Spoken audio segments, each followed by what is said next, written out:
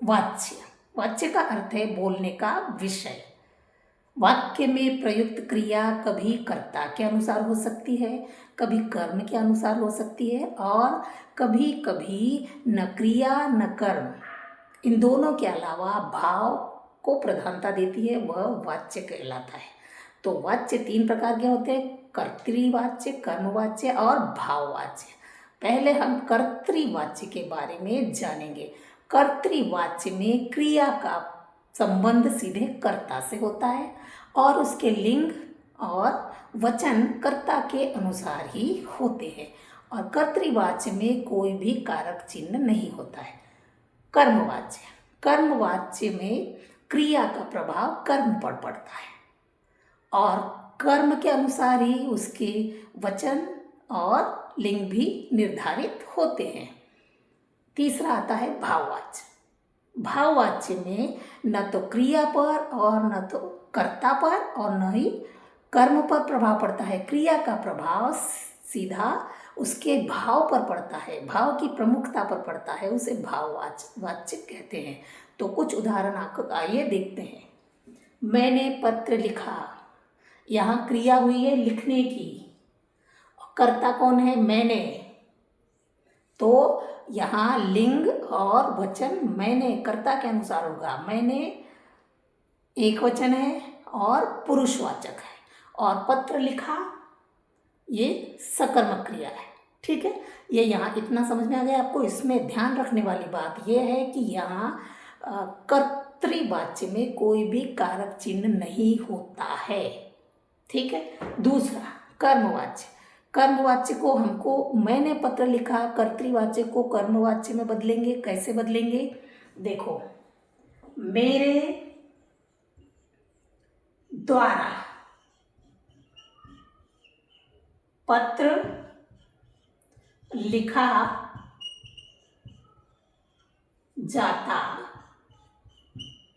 है या लिखा गया। देखो, कर्तृवाच्य को पहचानने का एक ही तरीका है कि इसमें आपको परसर्ग लगाना पड़ता है, के द्वारा या से। जिस वाक्य में से या के द्वारा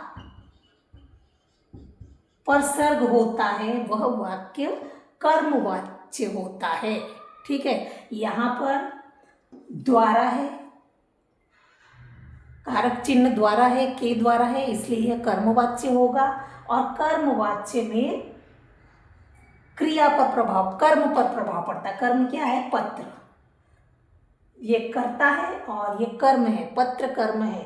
तो यहाँ पर लिंग और वचन कर्म के अनुसार निर्धारित होंगे। पत्र क्या है? पुल्लिंग है और एक वचन है और पत्र लिखा जाता है, सकर्मक क्रिया है। ये हो जाएगा आपका कर्मवाच्य। कर्मवाच्य में हमेशा आपको ध्यान देना है, इसमें परसर्ग या कारक चिन्ह के या से होता है, के द्वारा या से, तो वहाँ पर के कर्मवाच्य होता है और कर्म पर ही क्रिया का प्रभाव सीधा कर्म पर पड़ता है। कर्म के आधार पर लिंग और वचन निर्धारित किए जाते हैं। तीसरा है भाववाच्य। भाववाच्य में इसी वाक्य को बदलेंगे। मैंने पत्र लिखा, तो मुझसे, देखो से, जिस भी वाक्य में से आता है वह भाववाच्य होता है। से या के द्वारा, वह भी भाववाच्य होगा क्योंकि इसमें परसर्ग से आया है। तो मुझसे पत्र लिखा नहीं जाता है। देखो, यहाँ पर ध्यान देने पर क्रिया है, जाता है, नहीं जाता है। पत्र, ये पत्र क्या है? आपका कर्म है। तो पत्र लिखा नहीं जाता है, ये है भाववाचक। झूल रही है, यहाँ पर क्रिया हो रही है झूलने की। किसके द्वारा? लड़कियों के द्वारा। तो लड़कियां क्या है? बहुत सारी है, एक से ज़्यादा है, इसलिए ये बहुवचन में आएगा और स्त्रीलिंग में आएगा। और झूल रही है, सकर्मक क्रिया है और इसमें कोई भी कारक चिन्ह नहीं है, इसलिए कर्तृवाच्य है। अब हमें कर्मवाच्य बनाना है। लड़कियों द्वारा झूला जाता है, ये लड़कियों के द्वारा झूला जाता है, लगाओ नहीं लगाओ कोई बात नहीं, लड़कियों द्वारा झूला जाता है। क्रिया हो रही है झूलने की और कर्म क्या है झूला। तो झूला क्या है एक वचन है और पुल्लिंग है, ठीक है। और झूलने की क्रिया हो रही है, कौन सी क्रिया है सकर्मक क्रिया। तो ये कर्म के आधार पर हमने सब कुछ निर्धारित किया है, ये है कर्मवाच्य। तीसरा है भाववाच्य। लड़कियों से झूला नहीं जाता, लड़कियों से झूला नहीं जाता, ठीक है। तो लड़कियों से झूला नहीं जाता, जहाँ पर असमर्थता होती है, मैंने बताया था वहाँ पर भाव असमर्थता का भाव होता है, वहाँ पर भाववाच्य होता है। ये नहीं कर किया जाता, नहाया नहीं जाता, खाया नहीं जाता, पिया नहीं जाता, वो सब भाववाच्य में आते हैं। खाना बना रही है, ठीक है। यहाँ पर माँ क्या कर रही है खाना बना रही है, यह है कर्तृवाच्य। क्रिया का प्रभाव सीधा कर्ता पर पड़ रहा है। कर्ता कौन है माँ है, इसलिए माँ स्त्रीलिंग में आएगा और एक वचन में आएगा। और रही है खाना बना रही है, इसलिए यह सकर्मक क्रिया के अंतर इसकी क्रिया क्या होगी सकर्मक क्रिया होगी। अब इसी वाक्य को हम कर्मवाच्य में बदलेंगे। तो ध्यान रखना है कर्मवाच्य जब लिखते हैं उसमें कारक चिन्ह के द्वारा या से आएगा, जहाँ पर ये होंगे वो कर्मवाच्य होगा। चलो माँ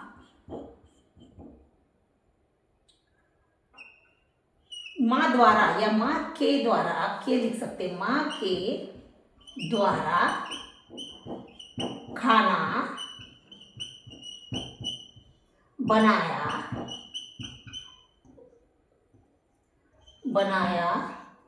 जाता है। माँ के द्वारा खाना बनाया जाता है, ठीक है। तो अभी इस वाक्य को कर्मवाच्य में बदलिए। आपको ध्यान रखना है कर्मवाच्य में क्रिया का प्रभाव सीधा कर्म पर पड़ता है, और इस वाक्य में कर्म क्या है खाना बनाने का कर्म कर किया जा रहा है। तो वो वचन और लिंग दोनों कर्म के आधार पर होंगे। खाना पुल्लिंग है और एक वचन में आएगा, ठीक है। और बनाया जाता है, यह कौन सी क्रिया है, यह सकर्मक क्रिया है। तो यही होगा हमारा कर्मवाच्य। तीसरा देखो भाववाच्य कैसे बनेंगे। माँ से, भाववाच्य में से कारक चिन्ह आएगा। माँ से खाना बनाया नहीं जाता है, माँ से खाना बनाया नहीं जाता। तो यहाँ पर आपको ये देखना है कि जिस वाक्य में नहीं करने का आपको भाव आता है, असमर्थता का भाव आता है, वही वाक्य भाववाच्य होगा। इसमें न कर्म प्रधान है न कर्ता प्रधान है, इसमें भाव प्रधान होता है। और वो भाव क्या है नहीं करने का भाव, असमर्थता का भाव। तो यही आपका हो जाएगा माँ से खाना बनाया नहीं जाता। दाना खा रहा है, ठीक है। कबूतर दाना खा रहा है, यह आप देखो इसमें कोई भी कारक चिन्ह नहीं है, से के द्वारा नहीं है, तो इसी को आप समझ जाएंगे कि यह कर्तृवाच्य है। और कर्तृवाच्य में क्रिया का प्रभाव सीधा कर्ता पर पड़ रहा है, ठीक है। कर्ता कौन है कबूतर है, कबूतर पुल्लिंग में है, एक वचन है और दाना खाने का काम कर रहा है, इसलिए सकर्मक है। यह हो जाएगी आपकी कर्तृवाच्य। और जिस वाक्य में कारक चिन्ह होगा वह क्या हो जाएगा कर्मवाच्य होगा या भाववाच्य होगा। तो इसका कर्मवाच्य बनाएंगे। कबूतर के द्वारा, यह है आपका कारक चिन्ह, के द्वारा दाना खाया जाता है। कबूतर के द्वारा खाना खाया जाता है, दाना खाया जाता है, ठीक है। तो कबूतर के द्वारा जो दाना खाया जाता है, इसमें क्रिया हो रही है दाना खाने की, ठीक है, तो कर्म क्या है इसमें? दाना है।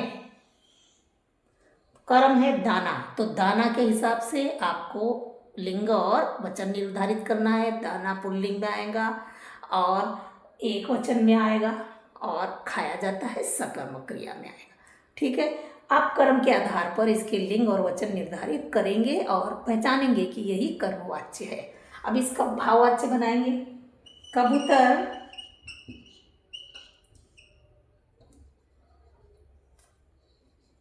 कबूतर से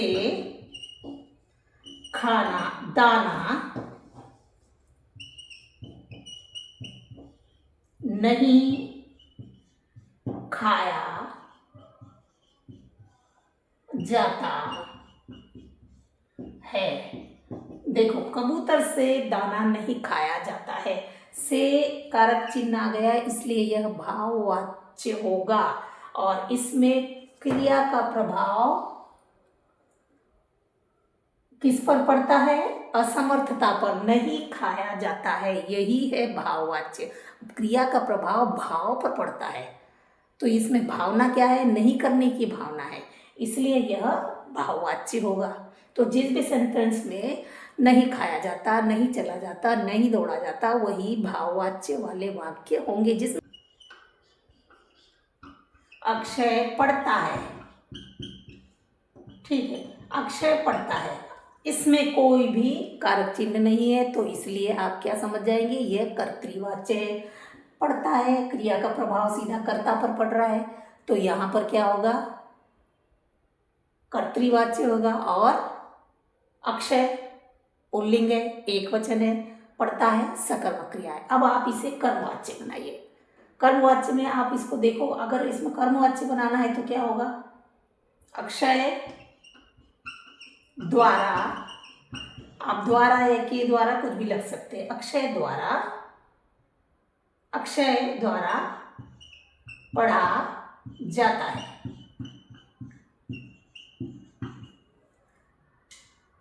पढ़ा, ये कर्म है, पढ़ने का कर्म है, और क्रिया ये है, तो क्रिया का प्रभाव कर्म पर पड़ रहा है। कर्म पुल्लिंग है, एक वचन है, और पढ़ना सकर्म क्रिया है, तो ये हो जाएगा अक्षय द्वारा पढ़ा जाता है कर्मवाच्य। भाववाच्य अक्षय से पढ़ा जाता है। कभी कभी आप यह सकर्मक क्रिया भी हो, ये कभी कभी ये भाव जो होता है, कुछ करने का भाव भी हो सकता है। ऐसा नहीं है कि क्रिया करने का भाव नहीं है, वही भाववाच्य होगा। कभी कभी ये भाव भी हो सकता है कि अच्छे से पढ़ा जाता है, से पढ़ा जा, जिसमें से कारक चिन्ह होगा वो ही होगा भाववाच्य। यदि आपको वाच्य समझ में आता है तो लाइक करो।